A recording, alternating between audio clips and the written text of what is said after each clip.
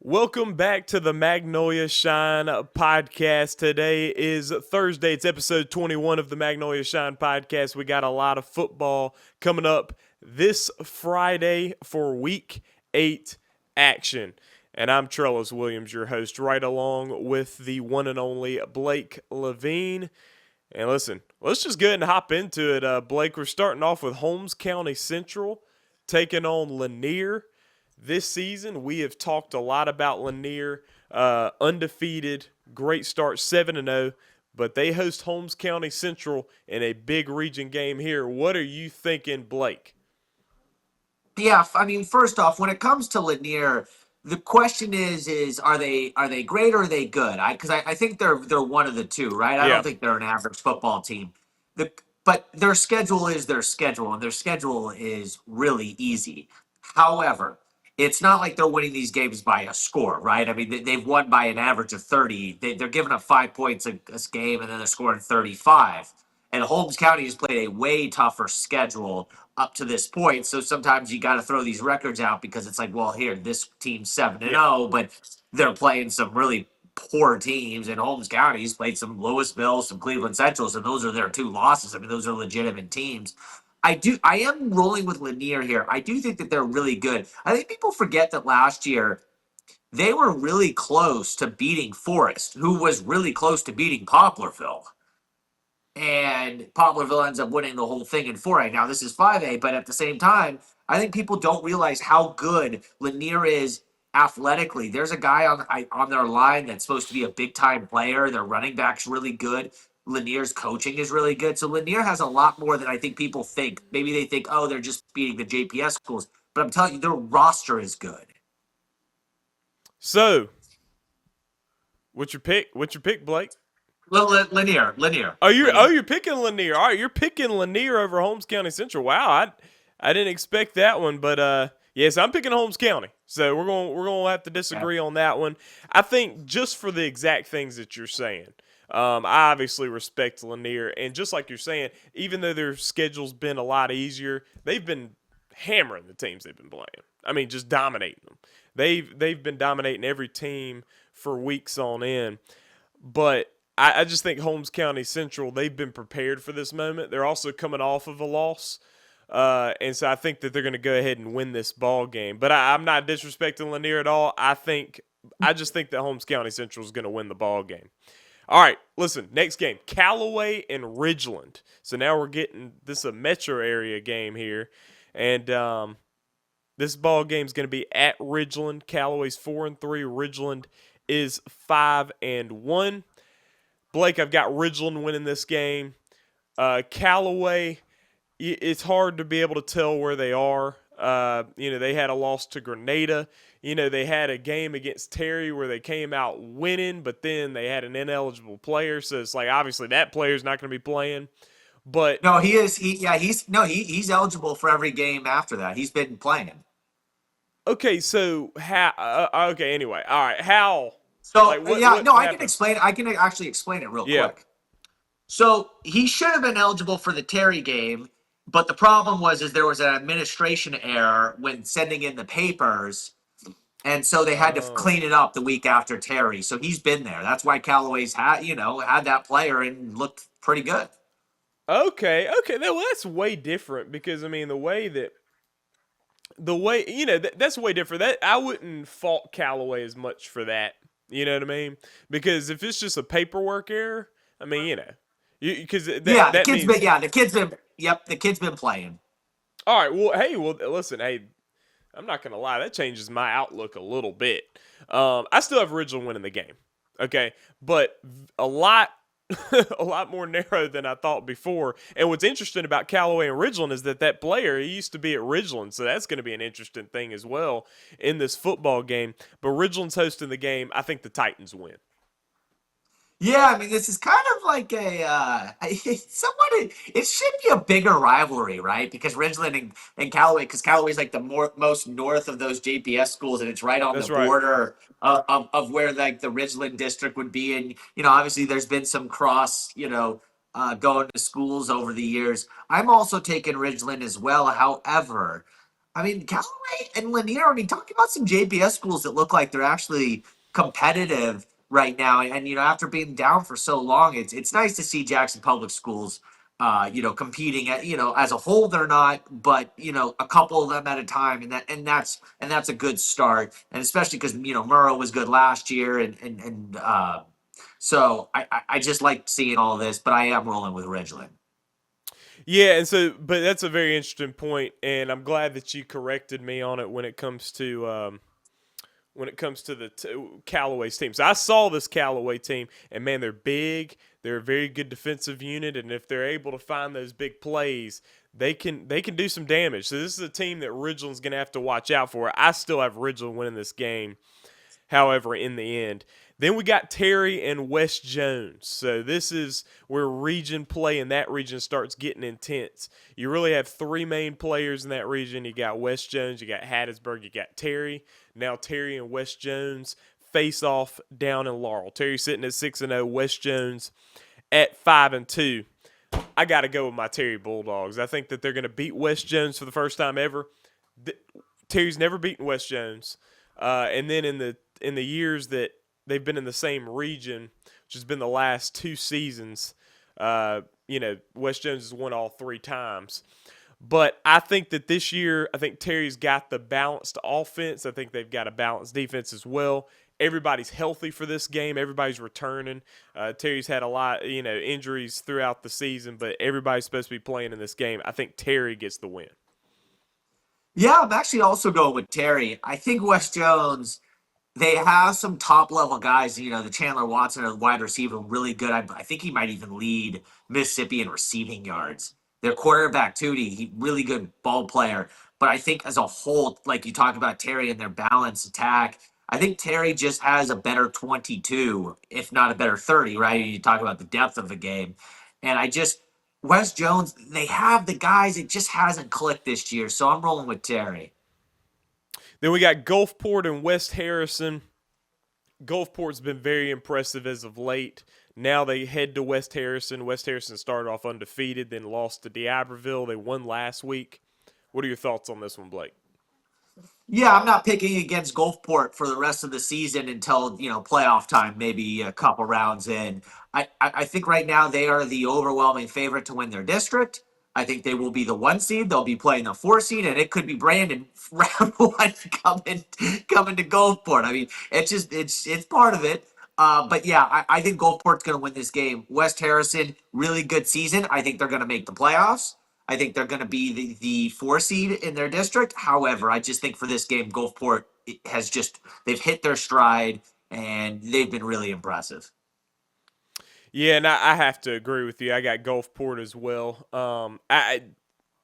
Exactly what you're saying. Gulfport is looking good, and they're peaking, I think, at the right time. Now, time will tell whether it is the right time because peaking in October is not as good as peaking in November and that first week of December, obviously.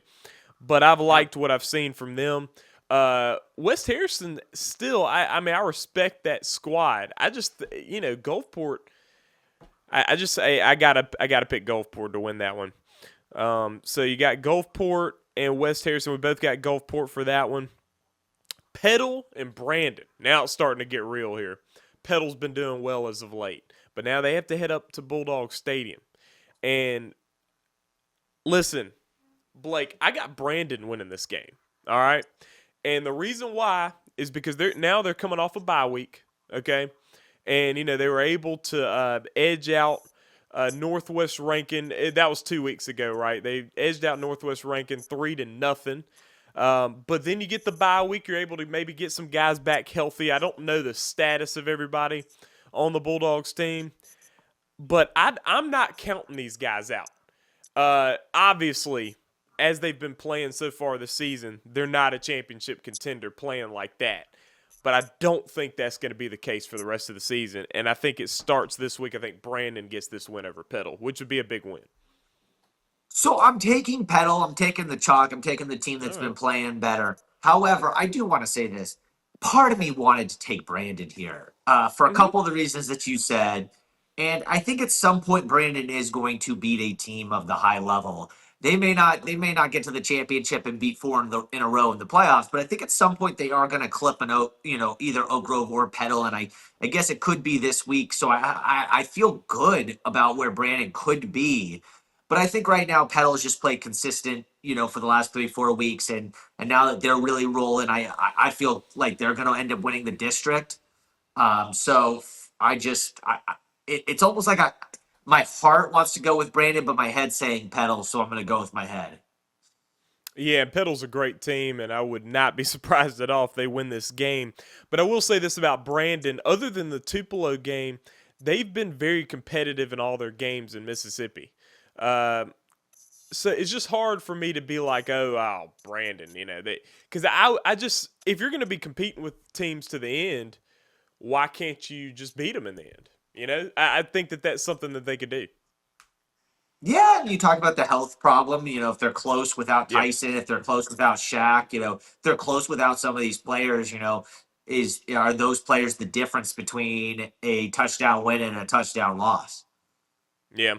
Brookhaven taking on Sumrall. Now, Sumrall's been impressive. They've been an impressive team this year. Um, they're in 5A.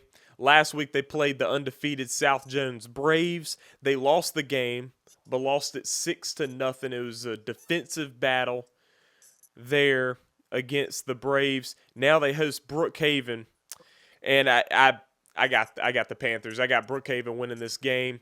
It's in Sumrall though. I think Sumrall could make some noise in this game, but I think Brookhaven gets back in the driver's seat of their season and goes ahead and wins this ball game. Yeah, I think it's going to be tough for Summerall to score this game. You talk about South Jones's good defense. Well, Brookhaven has a really good defense as well, if They not do. even better. Yeah. And I think that that's going to be tough for Summerall. So Brookhaven may only have to score a couple touchdowns in this game to win, because I don't know if their defense is going to give up more than 10 points. So I'm going to run with Brookhaven, just, their defense making sure that they can't lose this game. Exciting game. The next one we're going to talk about, Park Lane Academy taking on MRA. And MRA's hosting this ball game. And man, this is just one of those things where Park Lane's 7-0.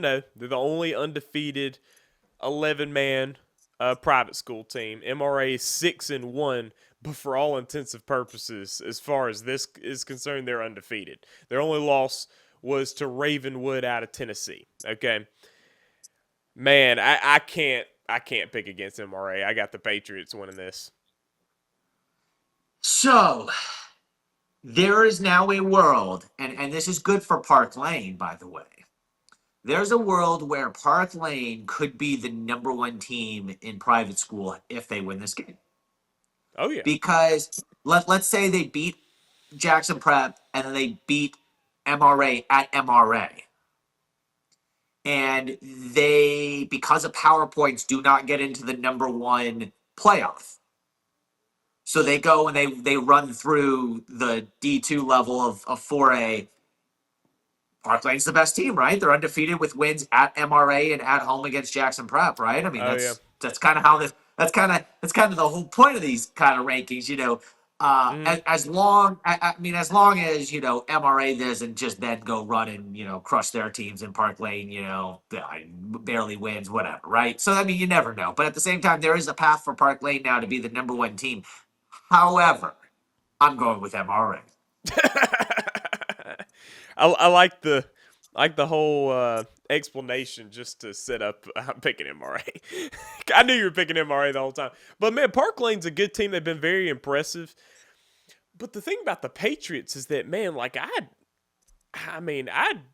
like to see them play anybody, like anybody in the state of Yeah, Mississippi. yeah, I'd love to see MRA play the West Point, the Tupelos, the Starkvilles, the Brandons, the Madisons, the Oxfords, Picayunes, Grenada. Yeah, I would.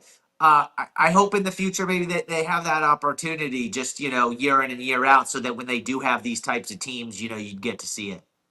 That's right. That's right. Clinton and Starkville. Wow, this one's a big one. This could be like a game of the week type thing. I mean, well, we look at Petal and Brandon, we see this one, and we got some more coming up. But this one's up in Starkville. Coach Carr's up there at Starkville. He just came from Clinton. So just think about this game. setting the stage here. Both teams are 4-2. Both teams really could use this win, especially Starkville. Starkville's 0-1 in region after losing last week to Germantown. Clinton had a pretty easy go, taking on Murrah and beating them 35-0. I think Starkville's probably favored to win this game just because it's up there in Starkville. I'm taking Clinton though. I think Clinton goes and gets this win. I'm not so sure about this one though, because what we know about Starkville is that they're up and down. I mean, Starkville, for all we know, could go out there and blow Clinton out. We never know. But they also could just get beat. And I'm taking the option of I think they're going to get beat. I think the Arrows win this game. Yeah, and I'm taking Starkville because I'm gonna just die on this hill. I think I've picked them pretty much every week that we've done these picks, right? I think I Yeah, I pick them think every so. single time. And what I'm 4-2 or whatever it is, picking them. I guess I have a winning record when I pick them. So I'm gonna just continue to do it. Yeah. With Clinton winning, no, wouldn't surprise me. I thought about taking Clinton, but at the same time, I'm just gonna roll with this. I'm Starkville. Starkville. All right. So, yeah, but it's a good game. I'm not so sure about it either. It would be an interesting one to see. It will be up at Starkville High School. We got Germantown and Oxford. I think this will be a very good one here. Oxford is 5-1. Germantown is 4-2. This one is up in Oxford. Germantown, as we just discussed, they beat Starkville, beat them 45-28 last week at home. I don't think Germantown's going to beat Oxford though for two reasons. First of all, I think Oxford's a very good team. I mean, Oxford could possibly be at the level of a top 3 team in the state for all we know. Their only loss is a touchdown to Tupelo, a team they were beating in the game, and it's Tupelo. I mean, so for all we know, Oxford could be up there as a championship contender. Germantown is up and down, and we also know that playing on the road for them is a lot more challenging than playing at home, obviously. So I'm taking Oxford.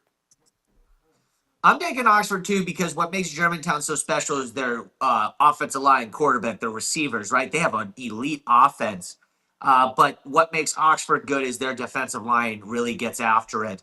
So you have kind of, two movable, two forces here where, what makes this team so good is what makes this team so good and they clash. But I think Oxford's defensive line holds up enough and Oxford scores enough because Germantown's defense can be leaky at times. So I am going to go with Oxford. I think Oxford wins this game, maybe like semi-high scoring, maybe like a 31-28 kind of deal. Close, but high scoring, but not like in the 40s. But Oxford wins. Then we got last game on our list. We got McGee taking on Raleigh in 3A action. Both teams 6-1. And listen, man, as I looked at the teams' resumes, I was not as familiar with these teams. I know, Blake, you've discussed these teams on your TikTok, on your shorts. You've picked some games previously with these teams involved in it. I was more impressed with Raleigh's resume on the season. McGee, obviously, they're a good team. And I knew that they were on the leaderboard there in your top 5 for 3A prior to the season. Expected a lot from them. But Raleigh's hosting this game. I got Raleigh winning the ball game. Yeah, I have Raleigh too. I had actually had McGee as the number 1 team going into the year. I thought they had a really nice roster. I thought they were young but very talented. And by the way, they're 6-1. So I mean, it's not like Yeah. I was that far off on the team. However, when Raleigh, beats a Forest like that, and I think Forest is pretty solid. That said a lot to me. I think Raleigh, and their type of offense is going to play some ball control this week, and McGee's defensive line is going to have to really get after it to keep it close. I think Raleigh could win this game by a couple scores, if not more. So, folks, that will wrap up our top 10 matchups. Blake, we only disagreed on 3 of them, so the swing here is not as crazy. So we'll see what happens this week. Week 8 action, and we are just getting deeper and deeper into this season, and the games continue to matter more and more. But another topic I wanted to bring up, Blake, is that just unfortunate circumstances that we've seen throughout the state. We saw a little bit of violence across the state last week. Um, which you just hate to see. And the result of it is that the MHSAA was, pushing a lot of these schools to shut down their tailgating, which is just a shame because you want that atmosphere. You want that hype around these games. And just to take that away because of violence around the state, you hate to see it. I know you have more information on that.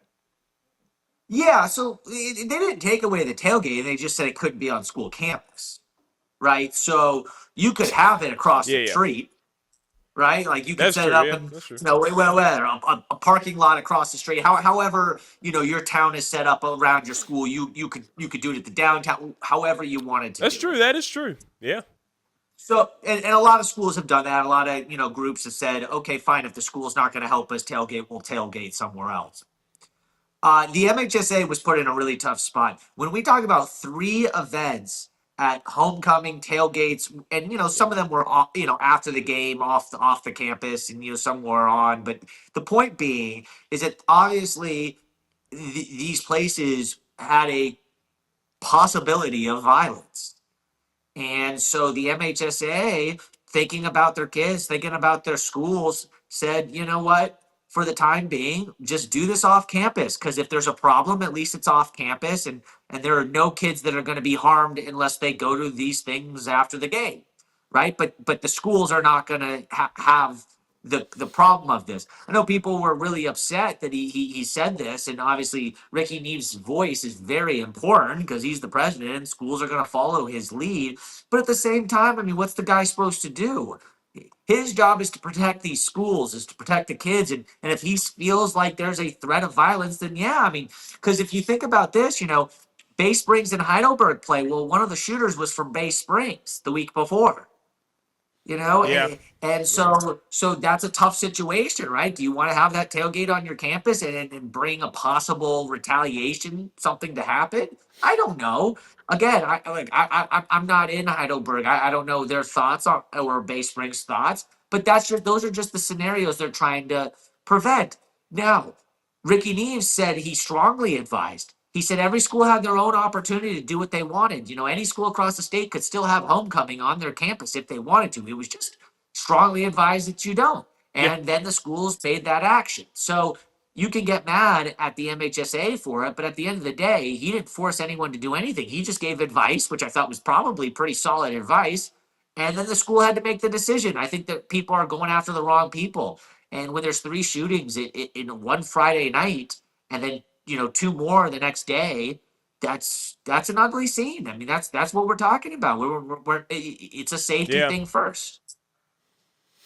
Yeah, definitely, and that's just very concerning, and that kind of explains the Bay Springs Heidelberg thing. Because man, but it's just such a shame because we're at this time in the football season where these games are awesome. I mean, these are big games too, and you want these to just go on, but it's unfortunate what's happened. We also saw the Choctaw County game and Houston get canceled there, and I know that you have some more to say about that as well. Yeah, so that game was canceled for Halloween night, which was the final week of the season.